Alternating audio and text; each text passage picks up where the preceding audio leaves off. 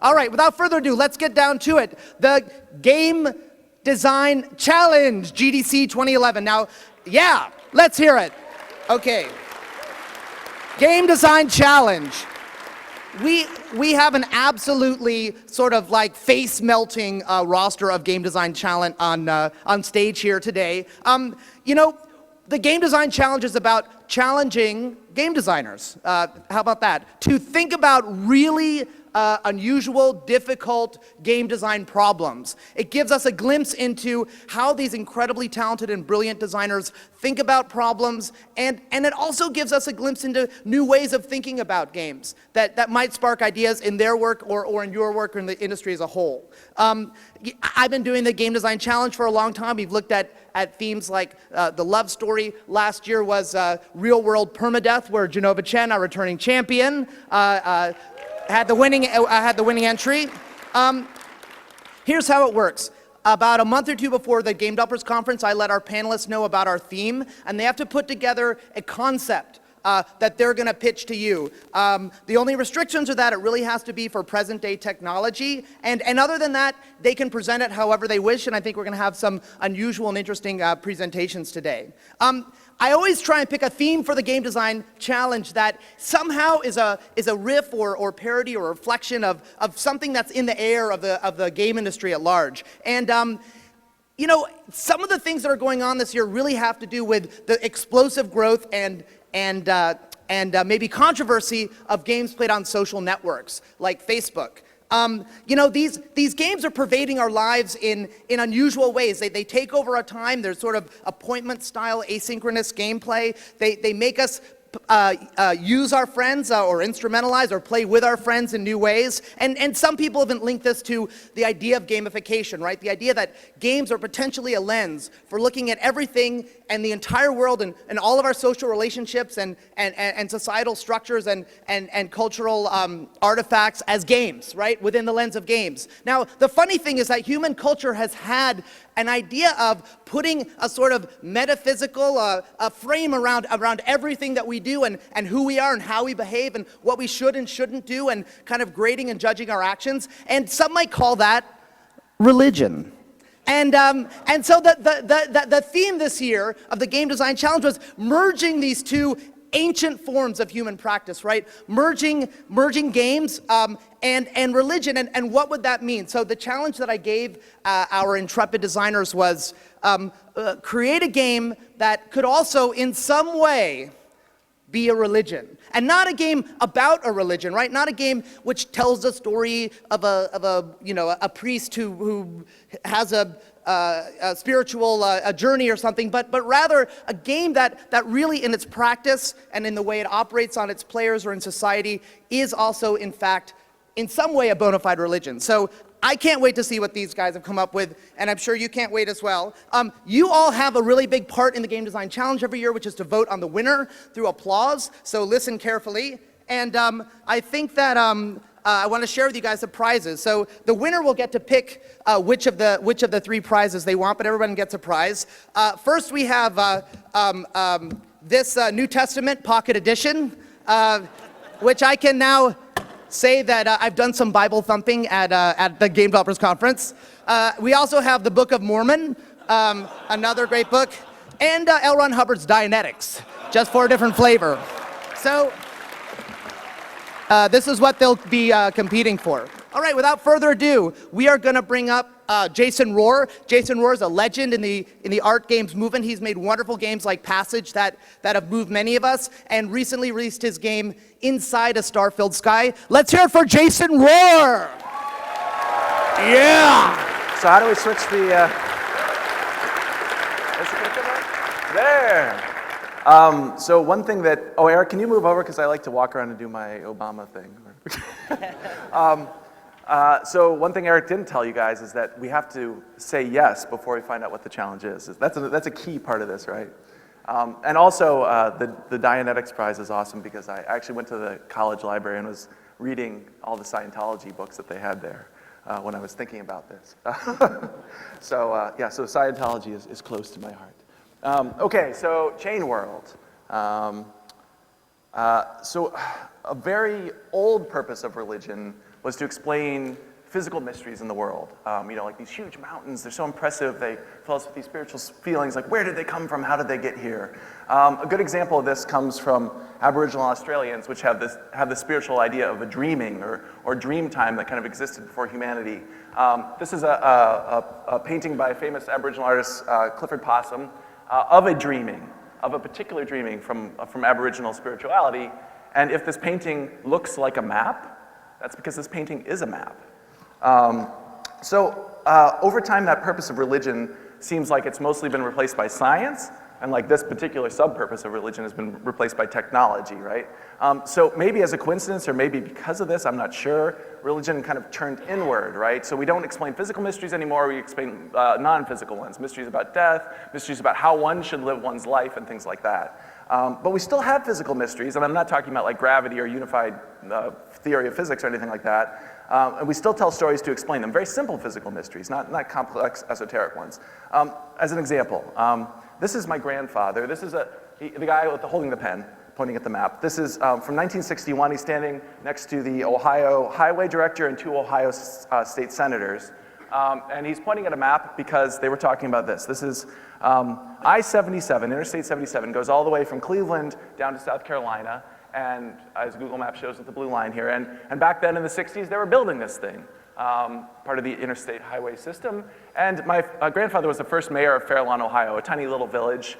And right after incorporating, they were like, well, here comes this highway. We're going to put it through the center of your village. We're going to bisect your village with it. And he, of course, as mayor, said this is going to ruin our village and put up a fight with the state and so on. It lasted a number of years, and there were some lawsuits and that kind of thing. But in the end, he won. So this is where they wanted to put the highway, where those red dots are.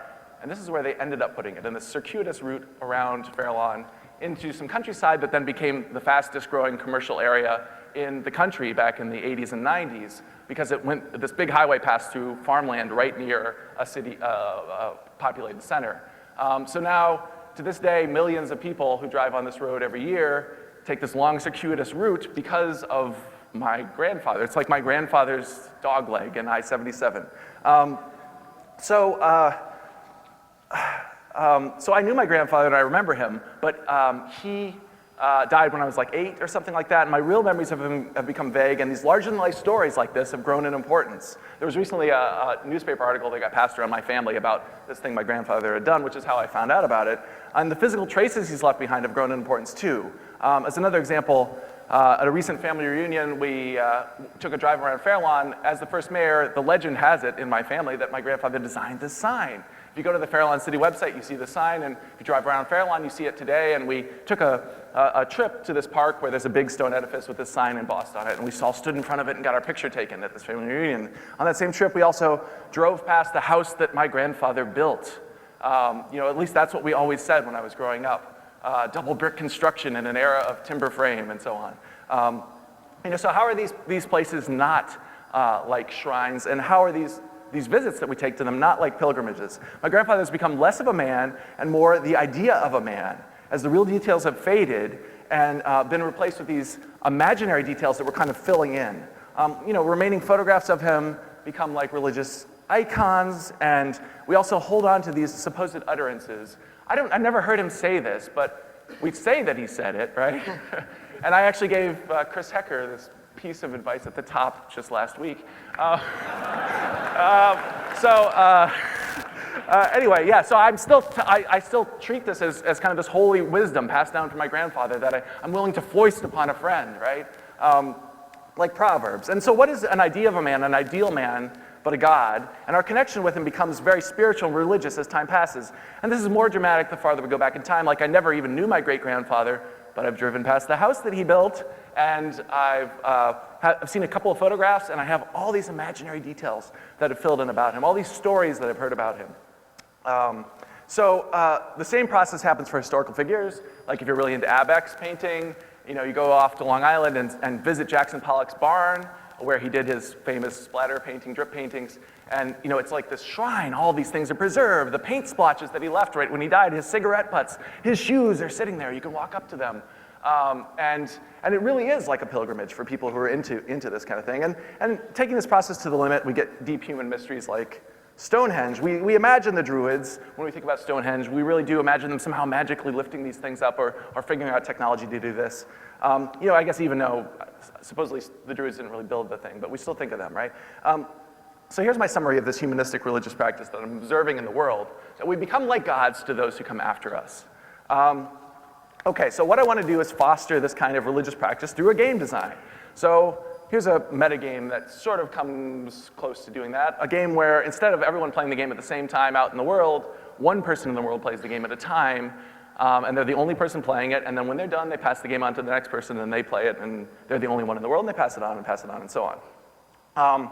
So this also, along with starting to get close to this predecessor-successor relationship that I'm talking about, the spirituality, has the properties of religious practice, like the chain could be a secret practice. There's mystery about the nature of the game because you don't get to talk to everyone who's playing it. There's this one person, mysterious person out there in the world playing it, and you're waiting your turn. You're waiting to be chosen. There's this anticipation. You might get to have this experience sometime in your lifetime, and you might not, right?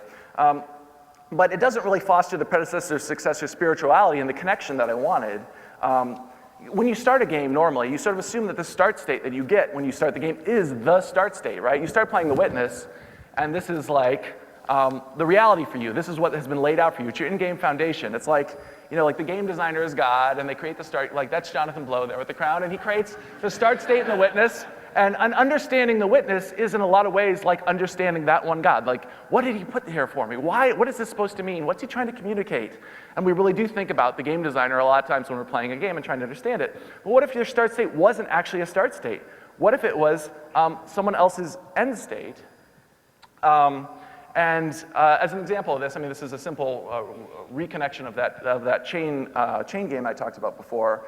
Like when you start a Mario level and you're in there, you see some configuration of blocks and so on, you sort of think of it as a given. And when you see this, you might say, well, that must be put there for a reason. I'm small, I can't break the blocks. Maybe I'll look for some coin blocks right under the bottom, or maybe I'll get big and try and slide under there and break through to see there must be something up there that must be there for a reason. You assume it's a start state created by the designer. But what if it was really somebody else's end state from a start state that looked like this, right? So there's a story here about how that tunnel came to be, and it wasn't really put there by the designer on purpose. It was sort of a side effect of how the previous player got through the level. I think a chain platform is a really bad idea because the challenges can be spent, right? This turtle is spent, and the second player gets maybe a less interesting game or maybe a confusing game. The previous player pretty much ruined that part of the level for the next player. But what about a game that has these properties? So you have a goal to accomplish. Modifying the game world is a natural side effect of pursuing that goal, but modification simply changes the terrain that the next person will face without ruining the terrain for the next person. It's being modified, but it's not being ruined. It's like creating maybe new challenges along the way, and the platformer is maybe too simple to have those side effects have that property. So in a game with those properties, you might not realize how your modifications of the world will be perceived by the next player as you're playing along doing what you're trying to do, or you might realize it and modify the world with intention. The way my grandfather might have been thinking about what successors would think about the state of Fairlawn when he made the choices he did about how to redirect the highway and so on. He might have been thinking about posterity. And as the next player, you'll wonder how the world came to be in the state that it's in. Like, wow, what was the previous player doing that left these grooves in the game state, these gouges in the train? What's this road for? Where does it lead? What did it mean? And you'll tell yourself stories to explain how these things came to be, just the same way that we tell stories about Stonehenge and have this sort of spiritual connection with these people. So I ran in circles for a while trying to come up with a primary game to plug into this chain metagame. I tried to invent a new game with these properties, but my mind kept circling back. I was trapped in the gravity of an existing game, a game where you modify the world as a side effect of pursuing your goal, and a game where you leave traces behind and discover other people's traces. And it also happens to be, and I think it's probably true for a number of people in the audience, one of the most spiritual experiences I've ever had with a game in my entire life, I think, and I think a lot of people would agree. So my game design is a Minecraft mod, or a Minecraft metagame, a game that's played with Minecraft. So you receive the game on a USB stick. In fact, it's this USB stick right here. This is the only one in the world. And I've written some scripts that are on this stick that make the game, glue the game together, but Minecraft is also on this stick, along with a Minecraft world that's on this stick. So this is kind of like the Ark. This is the sort of holy object that gets passed down. And here are the rules. So this is the canon law of chain world. So you plug this into your computer, you run Minecraft via one of the included scripts that's on here. You don't just run Minecraft directly.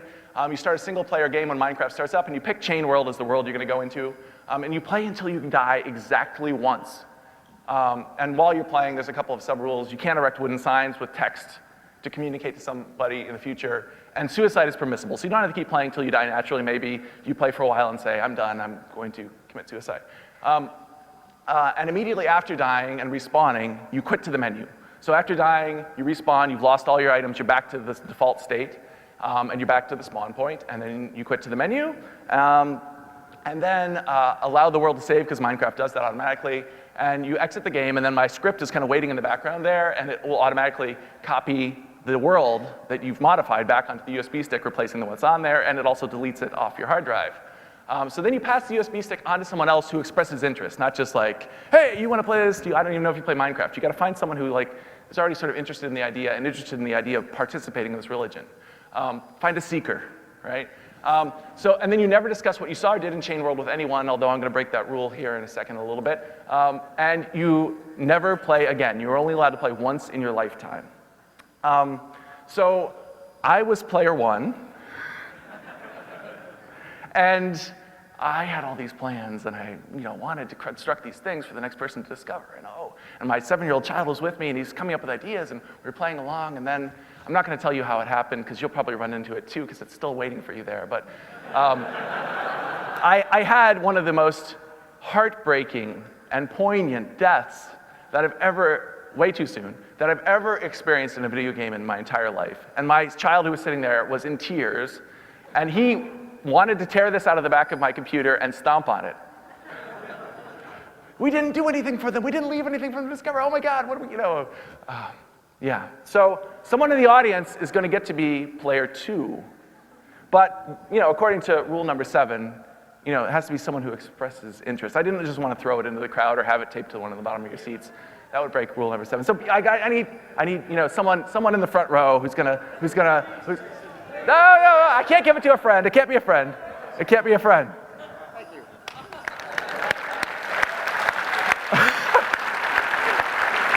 And yay!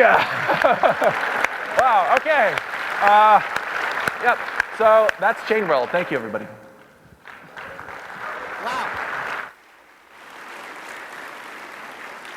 Wow. Thank you, Jason. I think I might be a convert, although I've also been told I'm a religious slut, so maybe I'll experience a few religions before the end of the session. Okay, that joke maybe not comprehensible. We'll all wake up in the middle of the night chuckling about it. So next I'd like to bring to the stage someone who truly is a legend of the game industry, John Romero, who, among other things, is responsible for games like Doom that helped invent what we know as the contemporary computer and video game. Without further ado, ladies and gentlemen, John Romero!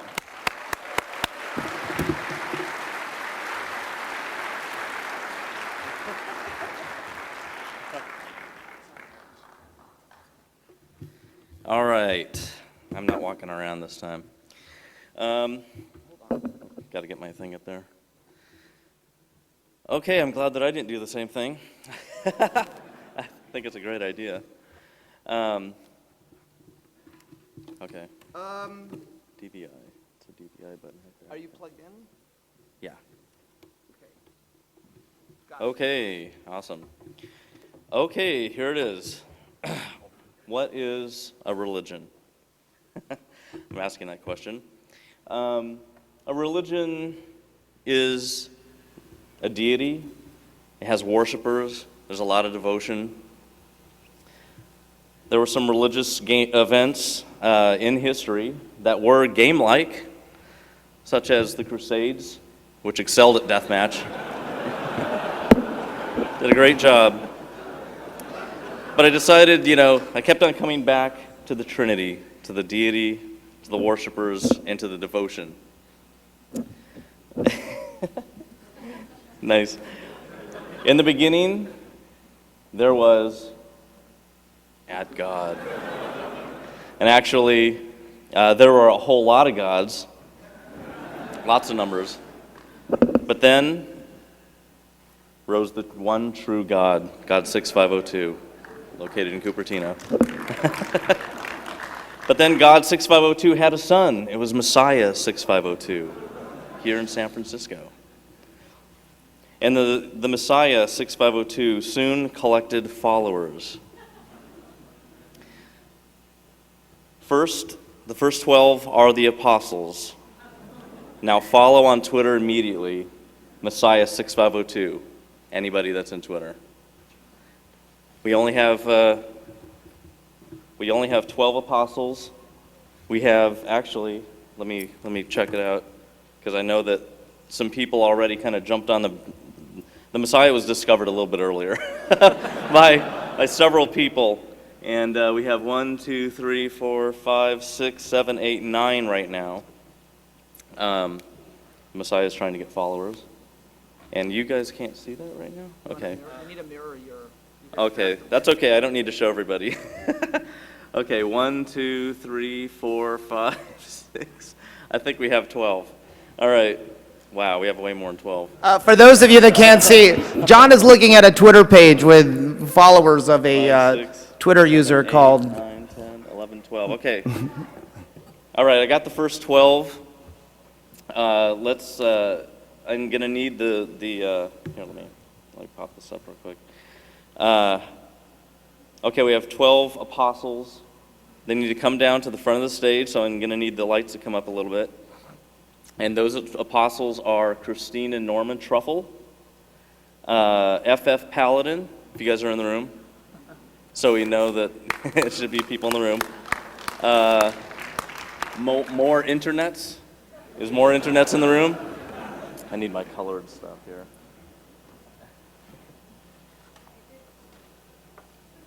All right. Okay.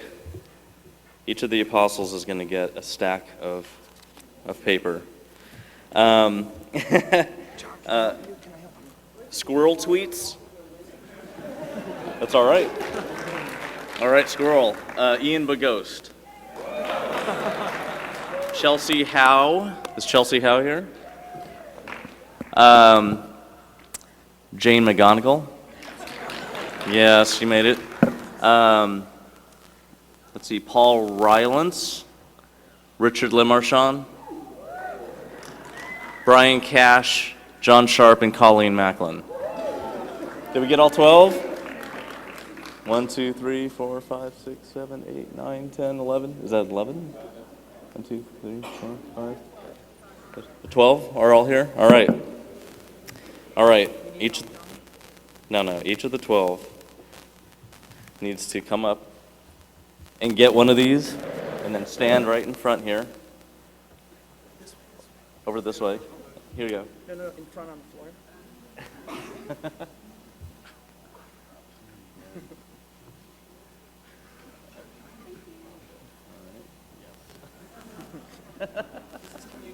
Yeah. Okay, you're ready. All right, now, let's go back. Okay. So the apostle rule is you each have a pad of sticky notes to gather followers in the audience, and you have to find followers and return here after precisely 2 minutes. Go now. All right, they're going to try and convert everybody as fast as possible. If you've been converted, you can resist conversion. You know, you can be atheist. Don't take a piece of paper.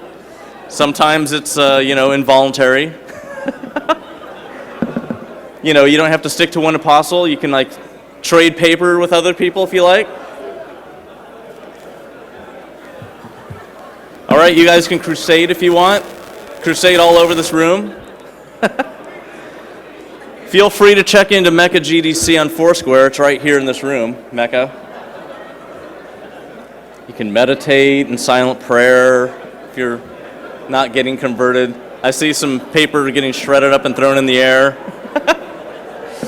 You can drop your beliefs immediately if you want to be converted. You can throw that paper down. Start a holy war mentally with somebody else, stare them down.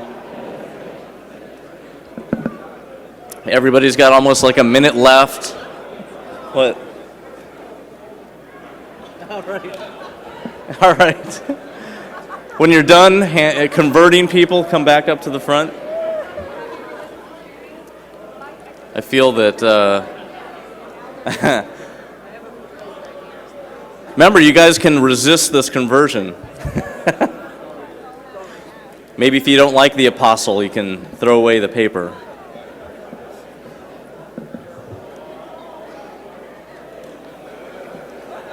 Okay, time's up.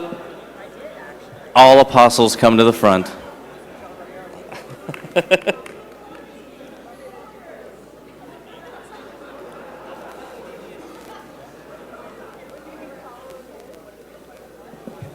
All right. If you didn't hand out all of you, if you didn't convert everybody, that's great. Everybody back? Don't be desperate. What? Oh, you can't convert the Messiah.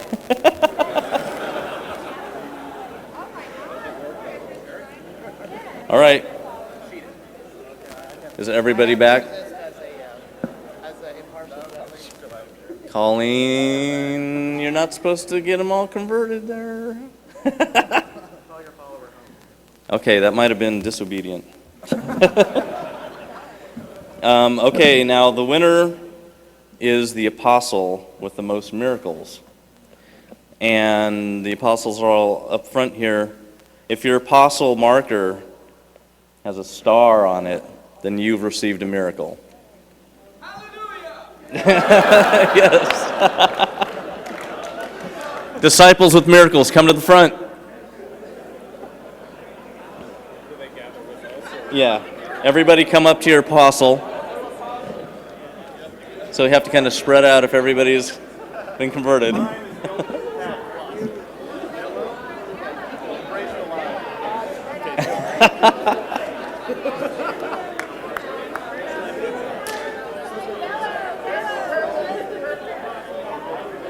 Now everybody, all apostles, count your miracles.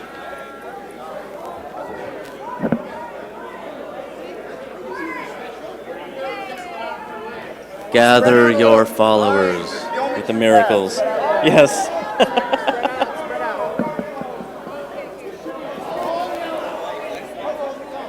Lime is the only true path. Lime is over here with the squirrel.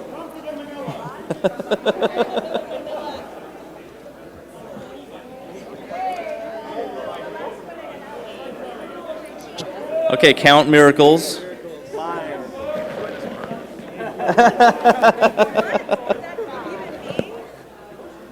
Okay, the apostles have to count the miracles, stack them up, like gather the miracles.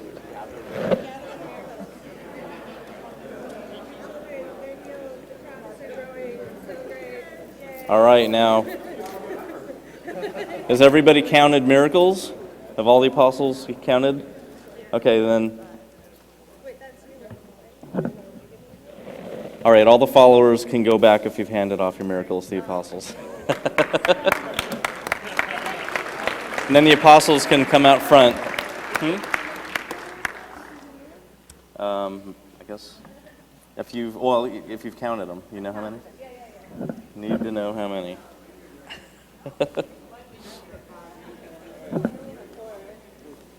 Okay, you have 3. Nice. Okay, what are the? Let's find out who the winner is. So you're you have 3. 3. Oh, well, that's not real. It's a real sticker. 6 real ones. 5. Okay. 6 is so far. Anyone else? 5. Maybe I miscounted. Huh? Right. 6. Anyone else with 6? Oh, squirrel. All right, the winner's Squirrel, the apostle. Yes, but Squirrel, don't go away yet. Of course, we all know that that's not the end. You're going to have to come up here on stage because to win the game, you must kill me, John Romero. And now I present to you the new Messiah. Thank you. And while I believe that lime is the only true path, all paths lead to truth.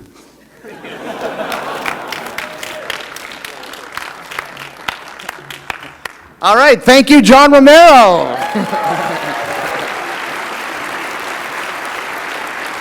For that truly unique entry into the annals of the Game Design Challenge history. Next we have our returning champion, one of the founders of That Game Company, responsible for favorites like Flower and Flow, the man standing just beside me, Jenova Chen. Ladies and gentlemen.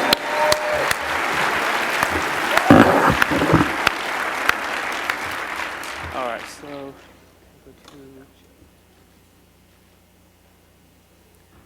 all right.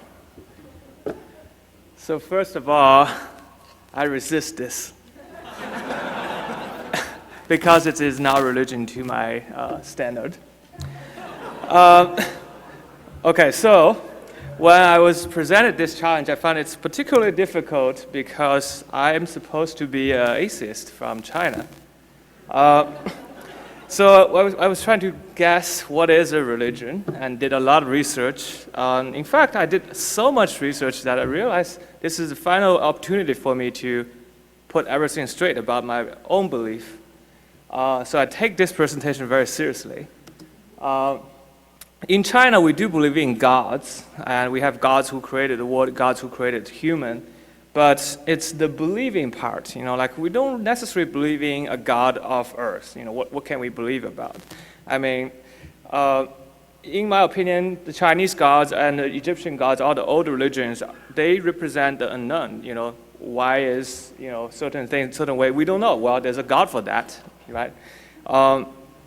But according to Wikipedia, a religion is not really about, having gods. It's more about creating truths and values that can change people's lifestyle. They can define morality, promote certain behavior, and disregard certain behavior, and really change our life values.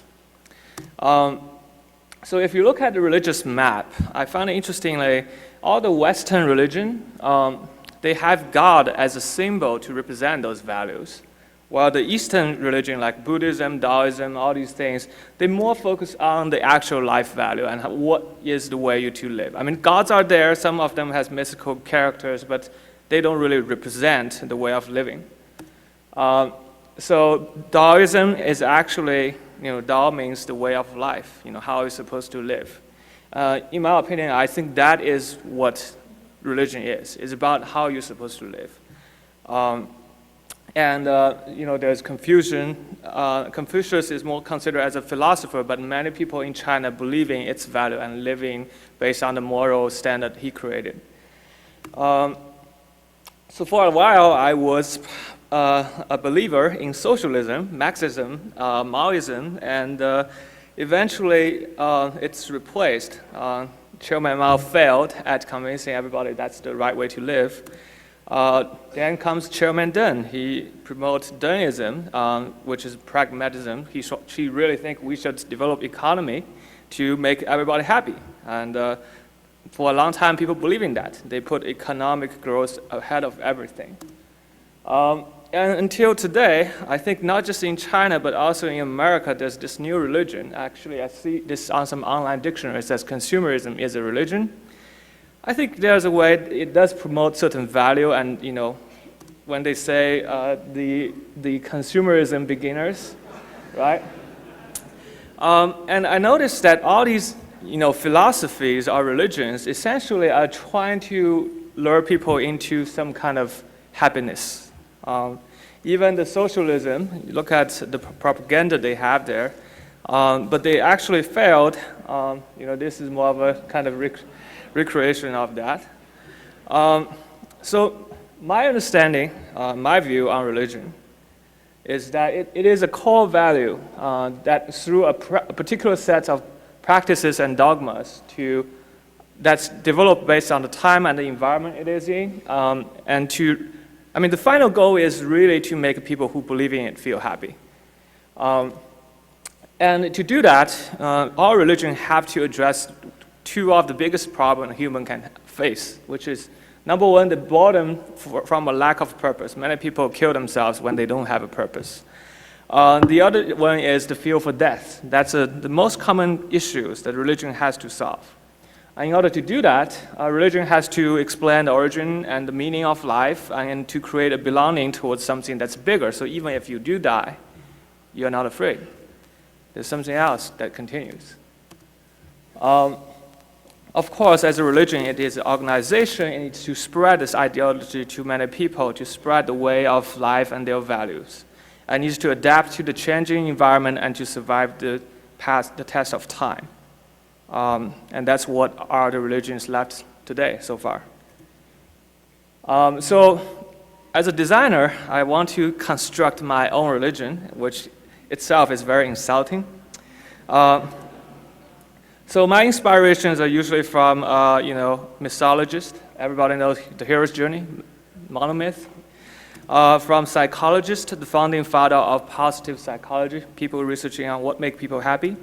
And this guy, because we need to survive and we need to create something that is better, that is more adapted to the current environment. It will be a religion that can, really survive today. And then other thing is what's happening around. That's my inspiration.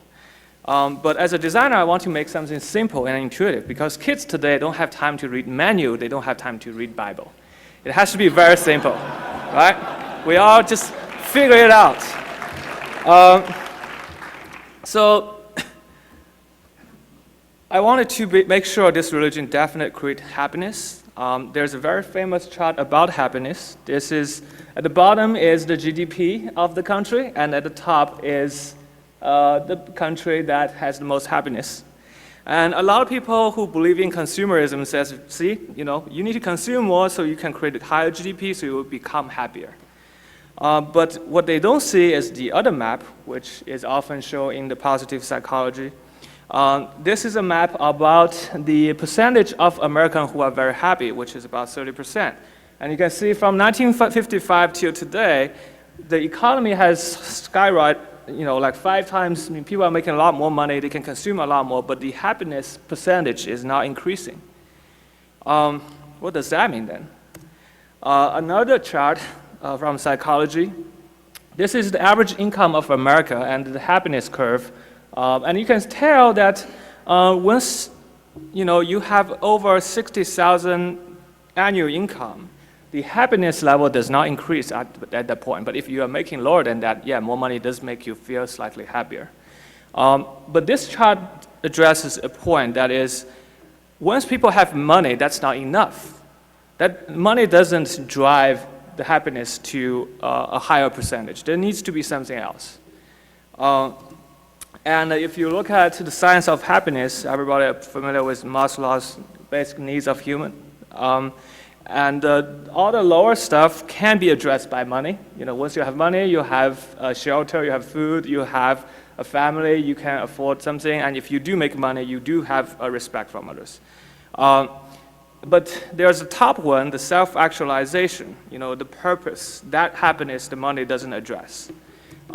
In Joseph Campbell's work, every single mythical story, every religious story that's been told about a human, which he calls as hero is really everybody, has to go through this path. And what's important is that the hero in the end has to bring something back to his community, to something that's bigger than himself. If the hero goes through all this journey and only benefit himself, this story would not be told, and this is not a happy story. But then, if we do say our goal is finally contributing to our community, many people don't get to do that until they retire. What about the rest of their life? How can you make sure the rest of your life is actually happy? And we are designers, right? We make games, so we know how to make a life activity very fun, very happy, and we use flow as flow theory. We want to create something that is, that has a balance between your own ability and the things you're pursuing. But then what is this thing in my religion that is really worth pursuing? The religion has to address this next problem, which is the purpose of life. You know, where are you heading to? What is worth living, right? Very difficult issue. Okay, I'm trying to address this here. So there are various religions, various things that tells you why you are born. Certain things like when I was in China, I was told that we are born to really realize communism and really have defeat the capitalism and the imperialism. But that didn't really gel with myself. The consumerism says you should consume more, you should make more money, and then that's more successful, you will be more happy. But I think that might work in today because we have all this knowledge, but I think it wouldn't work for people from 1 million years ago. I mean, the human existed for a long time. Before they could even use language, how could they understand the discount, right? So I think even before human, there's other lives. A lot of people think religion is only for human, but doesn't every life deserve to have a purpose in order to live? Many people who lose their purpose wanted to, kind of throw their life away, but I wonder what animal does these days. So I think if there's something that is so intuitive, it needs to survive through the test of time. So if it works for today's people, it needs to work for people who don't speak. So I think that purpose is so primitive, yet has to be so profound. And I'm trying to compare the simplest life form, like a single cell, and a human, and try to see if there's anything shared between them. And I think there's something common. For a life, it needs to have the rights to be born, to grow, and to propagate, and to die. And I think if we really want to find a purpose, we could say propagation is probably the most interesting part of the purpose of life. Okay? So it's not wrong to say we're born here to give birth to children. But I think as the technology and the society evolve, there's a better way to propagate these days, which is the propagation of ideas. You can do way faster, like I'm propagating to, how many people here? Like 1,000? Can I give birth to 1,000 people? So I think propagation is a good purpose for life. But then what's the bigger purpose, I think on the macro scope, everybody is trying to spread their ideas through, this is kind of like a natural selection. I mean, everybody tries to spread their ideas as much as possible, but then the idea that survive and the most adapt to the environment would stay, and it would be most optimized. I mean, that's how evolution works. That could also be how idea works. I think it's a refining process in a macro scope that everybody contribute to make the best thing they could do to this world, and the best and the most adapted idea will survive. And it's a cycle. Once you are done, someone else will continually propose ideas. It's a refinement of mankind. It could be also a refinement for the definition of life in the future. But then, how is the selection being made, and who is making this selection, and why? This is the area of unknown, and this is probably what the God is there for. And God has been always this image to explain things we couldn't understand, but people always associate God with the technology and the knowledge they have at the time. Initially, gods are animals, and then they become elemental, like Earth's mother, and then become the stars, and then they become the human. But now, up to today, I mean, our knowledge right now says we can trace everything back to the Big Bang, but we don't really know what happens before that. So it's almost something happening in the other dimension. So I don't think the God in my religion is going to be a human character anymore. It's the other dimension. So for every religion, it needs to have a value and a dogma, right? What do we do for this religion? Well, we promote anything that enhances the opportunity for propagation on ideas.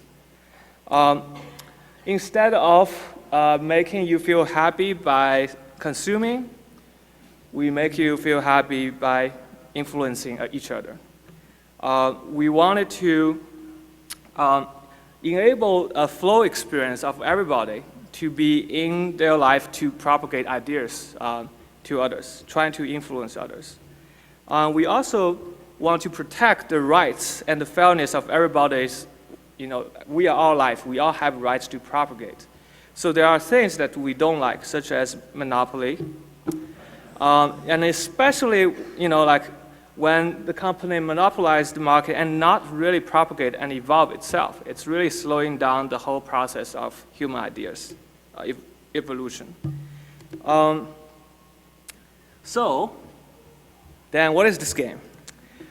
I'm very happy to find someone already believing what I believe, but they're just not good game designers.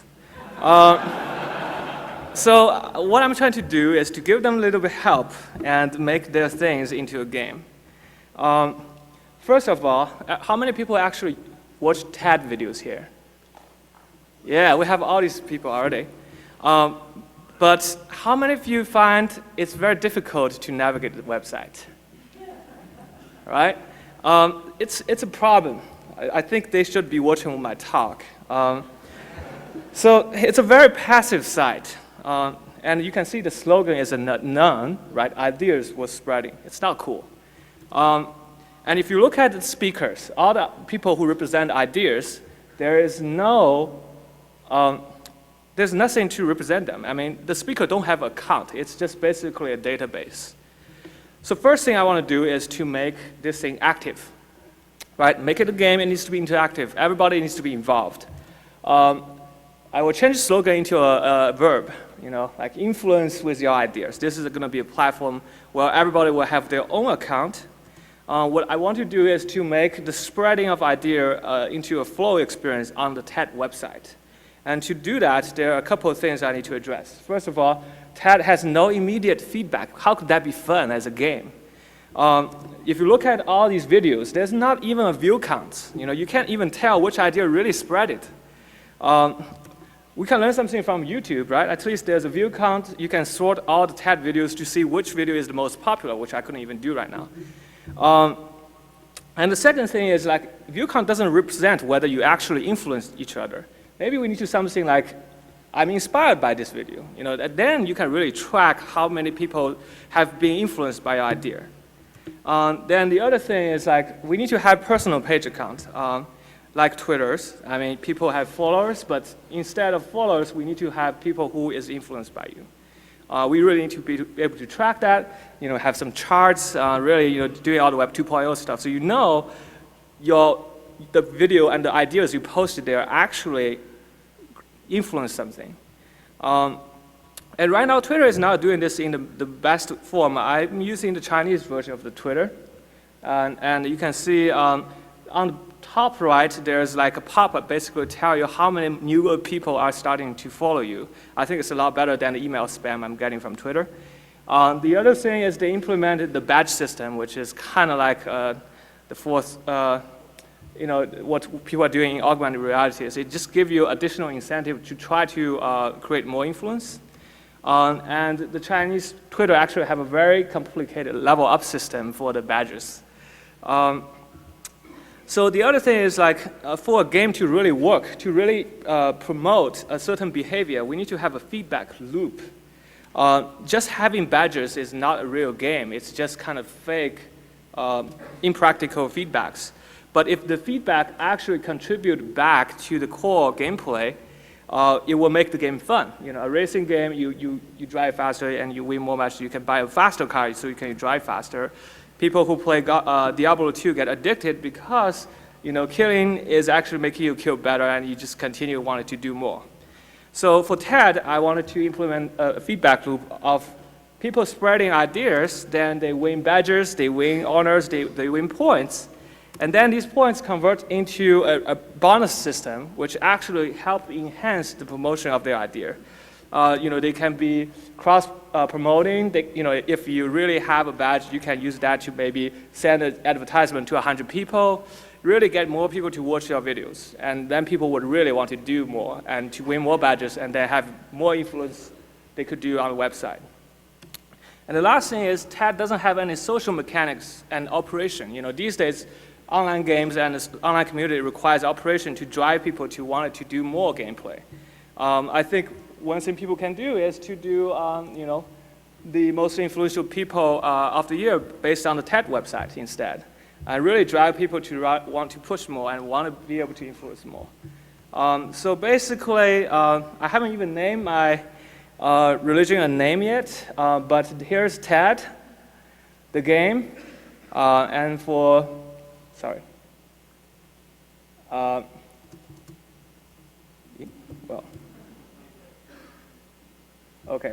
Whatever. It's a game for, right now I'm going to name it Propagationism. That's it. Thank you, Janova, for that highly philosophical and enlightening presentation. Now, we have a few minutes left for our three panelists to get questions from you, the audience. So this is your opportunity to ask questions because, again, you are going to be deciding who wins the Game Design Challenge. Is it going to be Jason with Chain World? Is it going to be John with Messiah 6502? Or is it going to be Jenova with Propagationism? Yes. All right. I have a question for Jason. Are you worried about people maybe charging money for the propagation of your pen drive, or is it all fair in the religion? Panelist mics on. Thank you. There we go. I actually thought about it. The collection basket or something. But yeah, no, I don't. There's no rules about that, I guess, and religion doesn't seem to have rules about that either, right? Thanks. Okay, John, this is for you. How come you're still alive? How come you're still alive, John? I'm just a myth sitting up here. All right, well, I finally understand your haircut, by the way, in the context of your game. Yeah, next. That's not an insult. I almost wore a robe. Hi, for Jason, another question about rules. What happened when people game your religion? Dig a big lava pit underneath the spawn point, or play more than one time after dying? What happens then? Oh, wow, yeah. Someone could cause an apocalypse. Yeah. There's actually a lot. I mean, I'm not supposed to talk about what I saw in Chain World, but it just so happened, passed down from Notch's procedural generation algorithms, that there is a lava pit right near the spawn point, which makes suicide convenient, at least. So yet another question for Jason. How do you feel about the potential of false chain worlds propping up in the world? Right, those would be like, like the 12 Theses nailed to the church door or something, right? Exactly. Yeah, no, that's sort of maybe anticipated. Thanks. This is for propagation. Negative feedback loop. You had a positive feedback loop, but what about a negative feedback loop so we don't get a bunch of Microsofts? Geez. I think there is a lot of things to talk about. I personally was talking with my coworkers. We didn't really talk about negative loops, but we did talk about what thing we should support, which thing we shouldn't support. And I realized created religion is just the beginning. If you are the Pope, there are many issues it's very hard to address. For example, like patents. In game industry, we don't like patents because, in my opinion, it stops propagation of other people's ideas. It limited other people to be able to do things. But at the same time, patents are trying to protect the people who try their really hard to propagate. So if I'm the Pope for propagationism, I would have a hard time to tell whether we should support that or disregard that. And I have to look into more. Like negative loops, to really say something is wrong is very difficult. That'll happen in Vatican II or something, right? All right, those were excellent probing questions. Unfortunately, we're going to have to move to the voting section of the Game Design Challenge. Now, I'm going to ask up, as I sometimes do in past years, previous Game Design Challenge participant to help me judge. Steve Moretzky, you have me sitting conveniently on the aisle. Why don't you come up and you can listen? And this way, if something goes wrong during the judging, here's the guy to blame. Here's what I want you folks to do. Think about who you want to applaud for. You can obviously applaud for all three, but we're going to be listening to who gets the loudest applause as I stand behind each of our panelists, and I'll stand behind them in the order that they presented. Okay, are we ready? Here we go. Jason.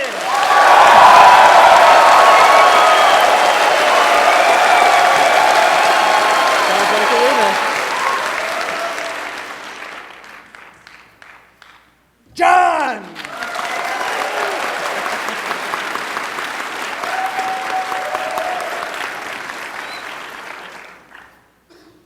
Jenova!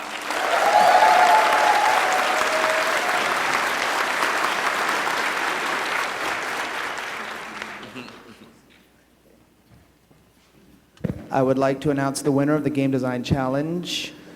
But before I do, I really want to thank all of our panelists. Let's thank all of them. I think in many ways this was an unprecedented year in terms of the scope and kind of philosophical depth of the challenge. And I also think that we had an unprecedented depth in terms of actual playable games, 2 out of 3, and also real deep thinking, I think, from all three of our panelists. So let's really thank them all once again. It's really been a fantastic year. And I want to remind all of you that the people on the stage should not be the only ones thinking about these strange, interesting, and important and crucial ways that we can invent new games. We all can be doing games that challenge all of us. I'd like to present the Game Design Challenge 2011 award to Jason Rohrer. Jason!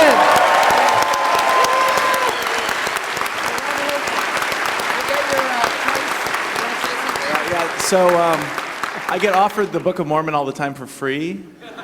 So I got to take Dianetics. Dianetics. What did I just say? Okay. And our other 2 panelists will get their conciliatory prizes. Let's give them all one final round of applause for 3 excellent presentations. See you next year. Game Design Challenge 2012.